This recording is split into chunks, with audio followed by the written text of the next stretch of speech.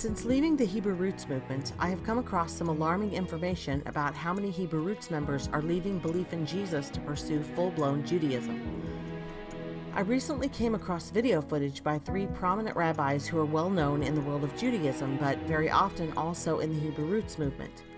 Many Hebrew Roots members listen to these rabbis to glean insight into the Old Testament that they believe perhaps Gentiles are missing.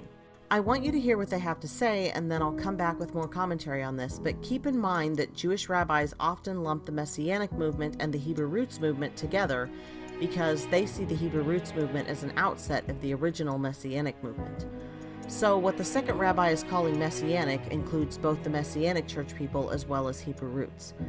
What they're saying should be a red flag not only to Christians who know someone in this movement, but also to members of the Hebrew Roots and Torah observant communities. Hebrew Roots operates a lot like Judaism, so it's no surprise at what these men are saying. Many Hebrew Roots members may be thinking to themselves, this will never happen to me, or I've been Hebrew Roots for 20 years and I haven't left. But later in this video, I will share some video testimonies of people who were in the Messianic or Hebrew Roots movements for many years. Some of them even teachers and rabbis themselves, and left to pursue Judaism. But for now, listen to Rabbi Tovia Singer, Rabbi Michael Skobach, and Rabbi Yosef Misrachi share their stories of how so many Messianics, including Hebrew Roots members, are converting to Judaism. Today, any rabbi who engages in conversions will tell you that probably at least 80 to 90% of the people today who are converting to Judaism went through the Messianic movement.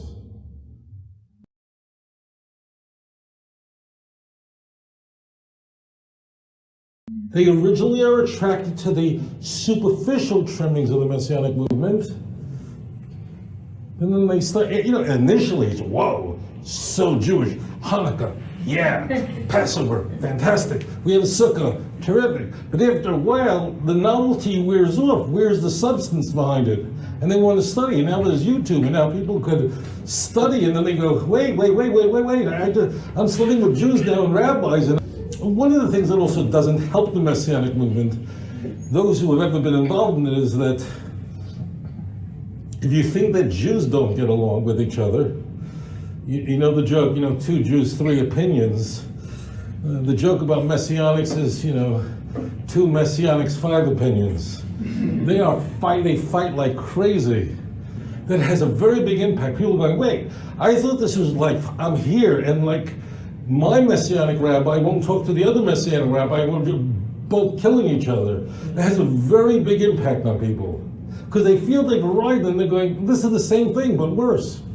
So the Messianic movement became an instrument for non-Jews to come to the God of Israel, to either become B'nai Noach, righteous people, righteous Gentiles,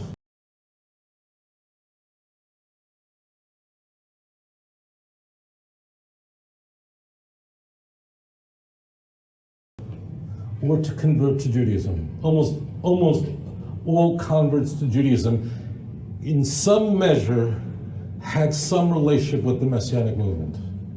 That's what was needed to spark their interest, but it was never enough to satisfy it. Then what grew beyond that was a whole nother movement that sort of was just built on top of that. And that's called the Hebrew Roots movement. So the Hebrew Roots movement that you hear about is really focused on Gentiles from the get-go, to bring them to a more Jewish expression of Christianity. And then they make fun of Orthodox Jews that we are rabbinic Jews. Meanwhile, all they do is keep rabbinic Judaism. That's one of the strangest things. They'll say, oh, we don't believe in rabbinic Judaism like you Orthodox Jews. We believe in biblical Judaism, and everything they do is rabbinic. And one of the strangest things occurred in the Messianic movement. The plan was to convert Jews, but something funny happened on the way to the conversion. And what happened is that the Messianic movement became very attractive, not to Jews, who, unless they're saw right through it, but became very attracted to non-Jews. Because non-Jews wanted something more Jewish. See, at this very moment in the Christian world, for reasons that I'm just not going to go into now, but after the Holocaust, that had a very big impact on the Jewish people and so on the church, that today anything Jewish is in. Okay, it's one of the strangest things, but right now we're living in a time in churches. If you can bring in anything Hebrew, if the pastor can wear a tallis, if you can have an Israeli flag flying there, that is in. Anything Jewish is in. There is an effort in the church to bring back what's called the Jewishness of Jesus, which the church believes it had abandoned, which made the Holocaust and other things possible. Do you understand this? This is a very strange thing that happened. So the Messianic movement, instead of attracting Jews, there are some Jews who got caught up into it, but it was a very tiny number. These Christians in the churches who felt, I've been going to this church for years and I just feel like I love Israel and everything, and there's nothing really Jewish going on here. There's nothing in Hebrew here, and I don't think Jesus would have recognized this place if he'd walk in here. But the Messianic movement is perfect. I can continue to believe everything that I believe in. I don't have to abandon anything, but I can do it in a Jewish way. So instead of the Messianic movement converting Jews to Christianity, it took Christians and brought them into this Messianic movement, which presents itself as Jewish. In core, in substance, it isn't. It's only rabbinic traditions that make it appear Jewish superficially. Now, what happened to these Christians in a Messianic congregation? Well, for the first 6 months, the first year, the first 2 years, this is great. Jewish festivals, the whole deal. But after a while, they get so interested in Judaism, they continue to study more. And then they'll call a rabbi and say, Rabbi, I'd love to study with you. And they'll go to a synagogue here in Manila or in New York or in Chicago, because it's just not enough. It's just superficial. I want the meat. And they start studying Judaism even more. They will insist that they are biblical Jews and that they don't practice a man-made rabbinic Judaism. And so the problem they face is that when you watch this movement up close, you'll find that virtually everything they do is based upon the practices of rabbinic Judaism, not upon what the Bible simply says. And so this convenient way of identifying themselves and distinguishing themselves from the Jewish community really in practice doesn't work out, because all of their practices are rooted in the practices of rabbinic Judaism. The one last thing I'd like to share about the Messianic movement is that for a tremendous number of people, it's become a gateway out of Christianity, both among the Jewish people that are in the Messianic movement and the tremendous number of Gentile Christians that are drawn to the Messianic movement. They eventually find their way out of the movement towards a genuine practice of Judaism, because they come to the realization that it's impossible to really embrace both Christian theology and Judaism, to embrace both what is today normative Protestant Christianity and the scriptures of the Hebrew Bible. And so probably the most significant aspect of this movement today is that it has become an exit point, an exit ramp out of Christianity for so many people, both Jews and Gentiles. So for the last few days, I realized something. I'm surprised that I did not realize it way before, because I've been speaking about it for hundreds of times. I kind of realize what's going on here. It's scary to say it, but it's 100% the truth. I realize now that in these days, in the last few months, there are more converts to Judaism more than ever before. I mean, I'm giving lectures for 23 years, and I've dealt with hundreds of converts over the years. But now I realize that there's not a day, you cannot find one day, without getting few emails of people that beg to convert to Judaism, and people with high quality, goyim, that are really in love with God, and with the Torah, and with my lectures or other speakers' lectures. They're in love with them, and even they are in love with the strict speakers, not the fakers, not the liberals, not the modern who teach and modify the Torah.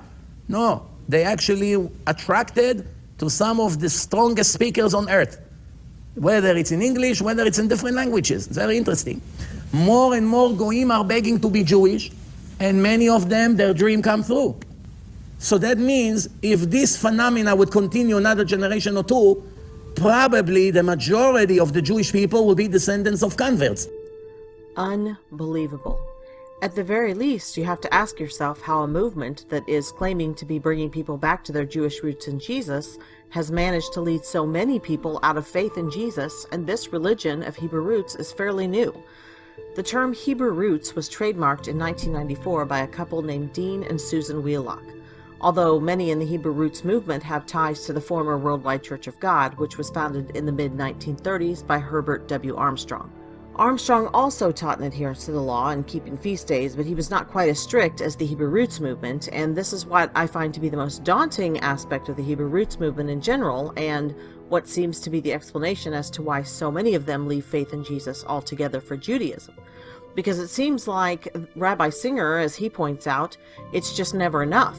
They start out with freedom in Christ, which God gave to mankind starting in the Garden of Eden when Adam and Eve had freedom and a relationship with God, and really one main instruction, which was to abstain from one tree. But walking in relationship with the Lord and freedom was not enough for Eve. The serpent promised her knowledge to know the difference between good and evil, and she took it. In the same way, many of those in the Hebrew roots or Torah-observant communities also seem to have a thirst for knowledge. Now, knowledge is not a bad thing if it's correct knowledge that builds up. But the dark side of Hebrew roots is that for far too many, knowledge puffs them up to a point that they look down on others, and particularly Christians in the Sunday churches. But I want to take a look at some other sources to get a better picture of how the Hebrew roots movement has led several Christians out of faith in Jesus and into Judaism.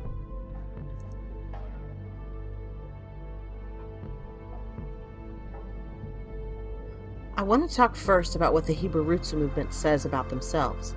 In this article called The Rise of the Hebrew Roots Movement, down in this section it says, this is the author saying this, "Meet the Hebrew Roots Movement. On the surface, many of its followers might look like conservative or Orthodox Jews. They keep kosher, observe the Sabbath, celebrate Passover, wear Stars of David, and speak Hebrew.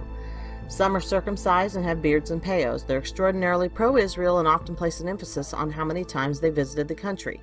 This guy, Caleb Camero, who's a 21-year-old member of the movement, said, "A lot of the first believers in Jesus were Jewish. For me, getting closer to the lifestyle is getting closer to my Messiah."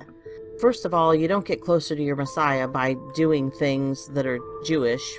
This is more of him speaking. And he says, nationwide, people are finding the Talmud above the Bible and reading it in Hebrew. Now, I don't know why any Hebrew roots person is reading the Talmud, but this might actually be part of the reason that people are leaving the Hebrew roots movement to actually join Judaism. The Talmud has all kinds of terrible things about Christians and about Jesus in it, and really casts a lot of doubt on who Jesus is and the Christian movement, according to them. It says, too, Hebrew roots followers emphatically don't identify as Christian because they view contemporary Christians as strongly influenced by pagan culture. Now, I wanted to go over to this article. This is called The Hebrew Roots Movement Following Jewish Customs But Worshipping Jesus. Now, this tells a story about this guy named Jason, and Jason was trying to find a new way to express his faith. He discovered this guy, Yisrael Izzy Avraham, and he's the founder and executive director of the Holy Language Institute, and this article says he's the leader of the Hebrew Roots Movement. Now, Izzy has defended himself in this article and says he's not even in Hebrew Roots, he's Messianic. You know, that can be the same difference to some people, but I just wanted to draw your attention to that. You can read this article for yourself and decide what you think, but I wanted to just point that out since he does defend himself.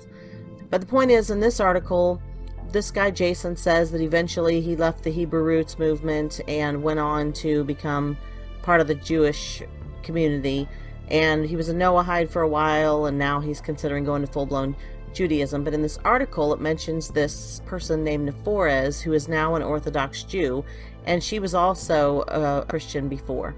And so I want to go on to this article. This also mentions April Nephores, but I wanted to start out at the top because it's called Born Again All Over Again. This is stories of people who left Jesus to pursue Judaism. What was interesting to me is that the first sentence in this says, it all started with a question, on what day did Jesus die? The reason I think that's important is because Hebrew roots often cast doubt on things that Christianity teaches, and this is a very, very big thing in Hebrew roots. They do not believe that Jesus died on a Friday and rose on a Sunday. They say that since he would give the sign of Jonah, and that he would be in the heart of the earth for 3 days and 3 nights, They say that he had to have died on a Wednesday and rose on a Saturday night.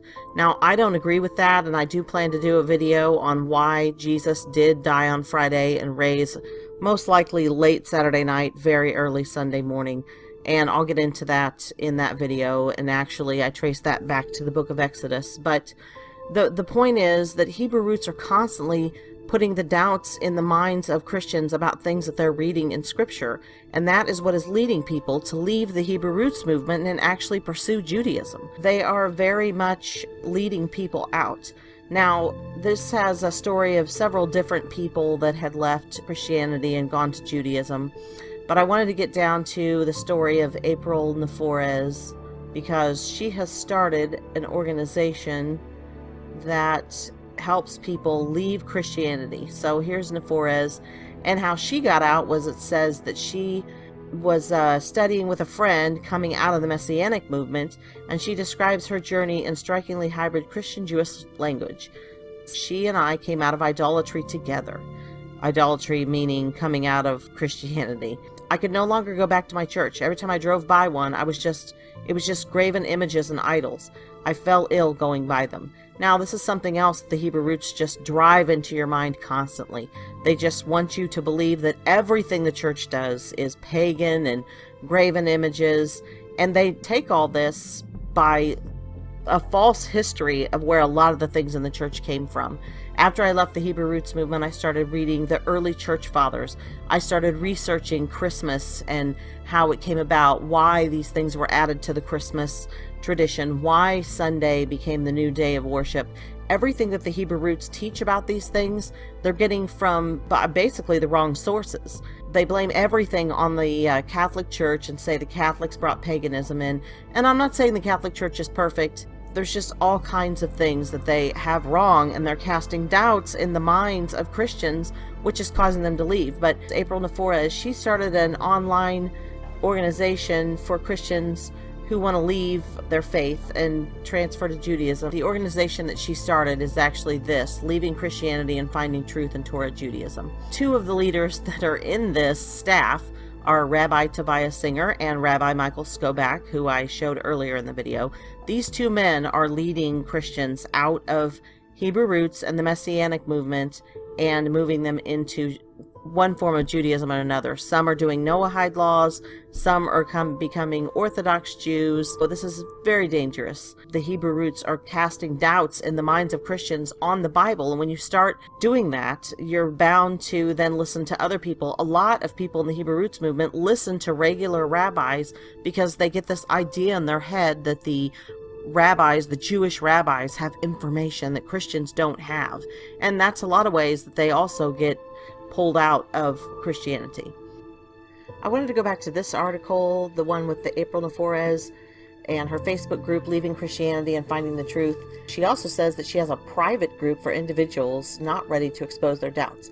That means that there are people that are attending Hebrew roots churches and even Christian churches, I'm willing to admit, they're attending those churches with people who are on their way out. They're privately on some group learning Judaism while they're still in the churches. So we need to be careful who we listen to. I listened to the testimony of a pastor as well who said that he was leaving his belief in Christianity, regular Christianity, and he was studying Hebrew roots online for months, and then he realized that wasn't enough, so he ended up going to believing in Judaism. Now, he did end up leaving his church, but how long he taught there and confused people is hard to say. I also knew a pastor personally who was the pastor of a Baptist church, and he also was changing to the Hebrew roots, and he was there for several months after that. He even told us how he was trying to show them about the law, and they just weren't getting it, so finally got frustrated and left. But he took a couple families out with him when he left, and to be honest, that church ended up shutting down. As far as I know, they have not got a new pastor. There is just no more Baptist church there. So Satan is hard at work pulling out some of the best people, pastors, youth pastors, music ministers, elders. He's just having his way through this Hebrew roots movement, and many of those people are going to move on eventually and leave Christianity. Here's another article. This man is Rico Cortez. He was one of the original founders of the Hebrew roots movement, or one of the first people to start practicing the Hebrew roots. He says, We spoke at length about the nature and role of halakha, the codification of religious law in Judaism. Hebrew Roots, Cortez told me, doesn't have that. There isn't any sort of legal megastructure, and everyone is doing whatever makes sense to them. But a lot of them, he said, are getting it wrong. It's like the Wild West out there, he said. Now, when he says getting it wrong, what he means is they're not doing it the Jewish way. Okay, now I want to talk about this channel on YouTube. This guy here, William Hall, he runs this channel called Tanakh Talk. He has Rabbi Tovia Singer on here all the time. Many of the people that give their testimonies about leaving Christianity talk about how they came in through listening a lot of times to Tovia Singer. As you can see here, he's got 36. These are Testimony Tuesdays. All these people are all people who left the religion of Christianity and eventually came into Judaism. Now, I've listened to almost all of these testimonies, and about 90% of them came in through the Hebrew Roots movement. This one in particular was interesting to me because this guy was a Messianic teacher, and he says he was a Messianic teacher. As you can see here, it says Christian Messianic teacher. He was actually Hebrew Roots. I know that because what he's about to say here is a giveaway for that. So let's listen to him give his testimony here for a second. I was involved with God's Learning Channel immediately in 2002, 2003, because Rabbi Chaim Richmond was a teacher, and Sam Peake and Joseph Good. Okay, now I want to stop there because I want to talk about these three people that he just named. Rabbi Chaim Richmond is a Jew. He's actually, he works for the Jewish Temple Institute. This guy gave his testimony before this, talked about how he just came into the Hebrew Roots movement in 2001. Yet here he's saying that by 2002 he was teaching on God's Learning Channel. That's only a year of being in the ministry before they had him come on to this God's Learning Channel. Now also Joe Good, he's one of the founders, so one of the very beginning people from the Hebrew Roots movement. And then he also mentioned a third person, I forgot who that was, Sam Peake. I don't know who Sam Peake is. I tried to look him up, can't find him. I've never heard of him, but that was interesting to me that he said that. And I want to go on to another part where he talks about bringing some people into their church to speak. And I'm familiar with almost all of these teachers, so let me go ahead and let you listen to that. Our congregation, we had 100 people every Shabbat, and we were bringing in teachers from all over the country, which would include Sam Peake, Rabbi Chaim Richmond, Ari Abramowitz, Jeremy Gimpel, Brad Scott, Rico Cortez, Monty Judah, Eddie Chumpney. We had Rico Cortez, Bill Cloud, every prominent Messianic teacher that you could think of, I knew, and I think the largest check I remember writing to those guys was a $15,000 check. Okay, now he says he wrote a $15,000 check to one of these guys. I don't know which one, but of all the people he's naming here, Brad Scott, he's another Hebrew Roots teacher. Abramowitz is a rabbi, he's a Jew. Jeremy Gimpel is a Jew. Rico Cortez, Hebrew Roots. Monty Judah, Hebrew Roots. Eddie Chumney, Hebrew Roots. Bill Cloud, Hebrew Roots. These are all Hebrew Roots teachers, yet this guy is saying that he was a Messianic. Also, this guy here, William Hall, he came from a Christian background, and then he went over to, he says, the Messianic movement, but again, I've listened to his testimony before too, and he also was Hebrew Roots. And then he left Hebrew Roots and then became a Noahide, which is what he is now, but he's kind of moving towards full-blown Judaism. But on this talk show, he has all kinds of prominent rabbis on here, and a lot of times the focus is on leading people out of Christianity and leading people out of the Hebrew Roots movement.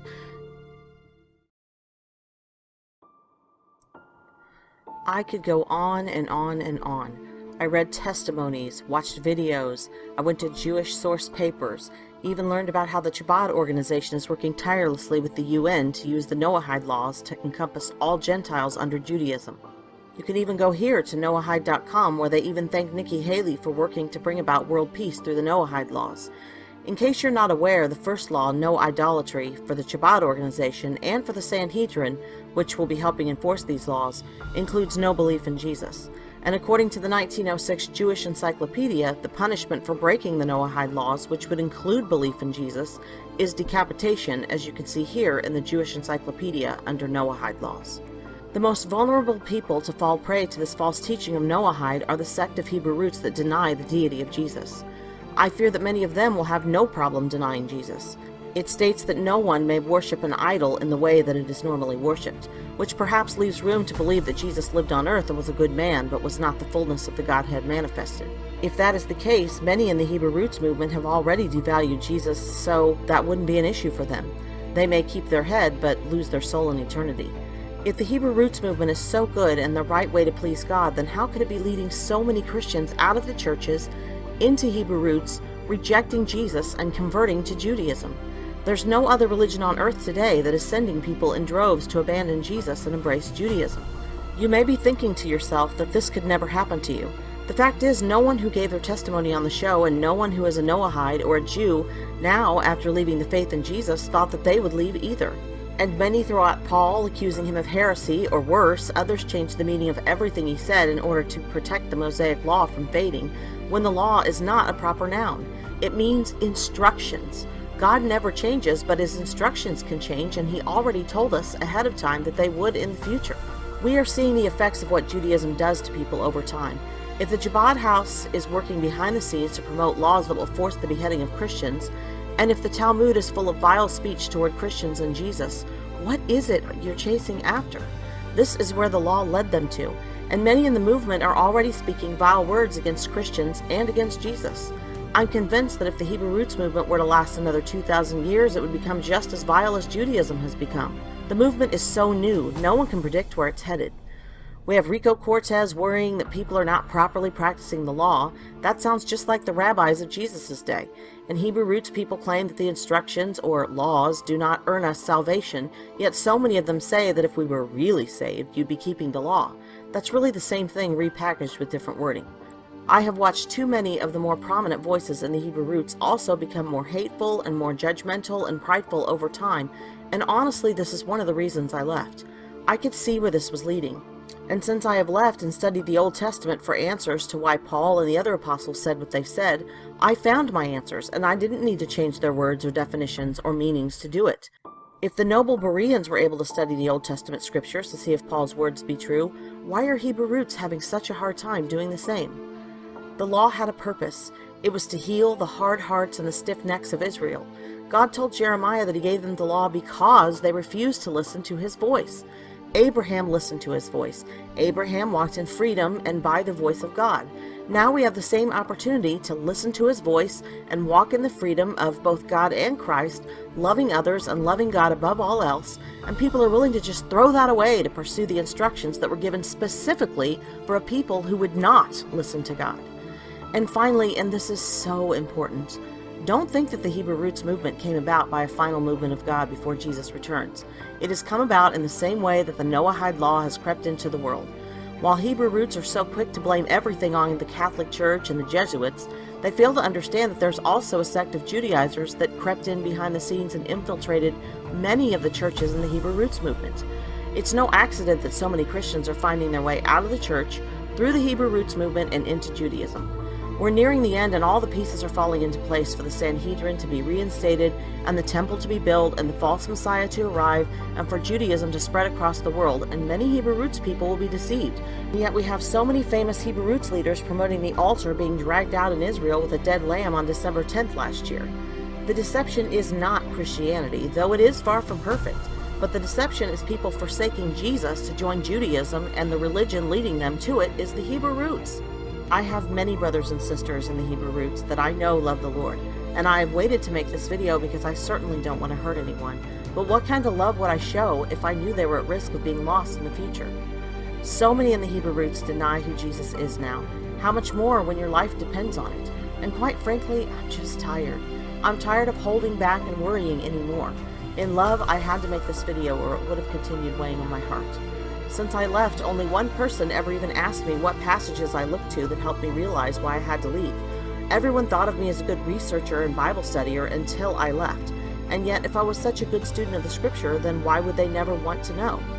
And I brought up multiple things before I left, but if they went against the accepted dogma of the Hebrew Roots, it was shot down, regardless of what proof I brought from the scripture, even from the Old Testament.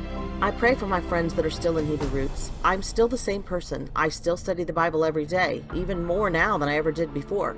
I still pray and I still love the Hebrew roots people, but at some point you have to get out or it'll just suck the spirit out of you, and you just have to pray for people to wake up to the deception.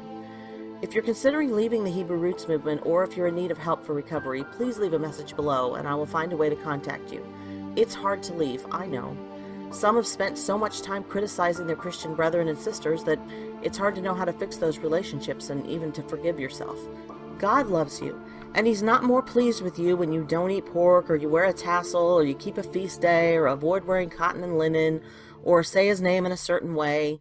He knows His sheep, and His sheep know Him regardless of how they pronounce His name. He loves you when you love Him and love others because His Spirit enables you to. I want you to watch one last clip from this very well-studied man. People who hear this will think this man is a conspiracy theorist, but let me explain who he is. This man is a Jew who grew up attending a yeshiva, which is a school for boys, and he's met with many leaders in Israel. He reads and speaks Hebrew, and he was a former CIA agent and practicer of true Messianic Judaism that is not Zionist or teaching that Gentiles must keep the instructions given to Israel through Moses, which was to lead them to Jesus. He and his wife have exposed the Talmud and the darkness behind the curtain in Judaism. He's telling the truth, as I've been researching myself to see how all this came about. I was actually very surprised to hear him say this, because I know for a fact that he came to my town in December of 2018, and it was hosted by many in the Hebrew Roots movement, and many Hebrew Roots people attended his conference. So I am sure it was not easy for him to say this, but he tries to always be a man of truth, and while I don't always agree with him, on this, from my own research, he is correct. But the Hebrew Roots movement, something I'm planning on doing a very serious video about in the very near future, about how that there has been much infiltration and from the very beginning of this movement in order to draw Christians back to Judaism. And you may not realize what the ultimate goal of this was. There have been CIA operatives, FBI infiltrations into the organization. There are leaders that work with them, that work also with Mossad and others, and Jesuits that have infiltrated these organizations here to be able to get the people to move towards Judaism. And in fact, it is the one group of people that have had the largest number of members of any organization in Christianity in the world was the Hebrew Roots movement that have gone back to Judaism. We're going to go into a broadcast about that in the very near future so you can see what was really going on in behind the scenes. I plan to make a video about this soon as well. Until then, remember this. For what the law, or instructions, could not do, in that it was weak through the flesh, God, sending His own Son in the likeness of sinful flesh, and for sin, condemned sin in the flesh, that the righteousness of the law, in other words, the part of the law that actually made men righteous, like love, mercy, kindness, listening to the voice of God, might be fulfilled in us, who walk not after the flesh, but after the Spirit. Shalom, friends. May the peace of God, which surpasses all understanding, guard your hearts and your minds in Christ Jesus.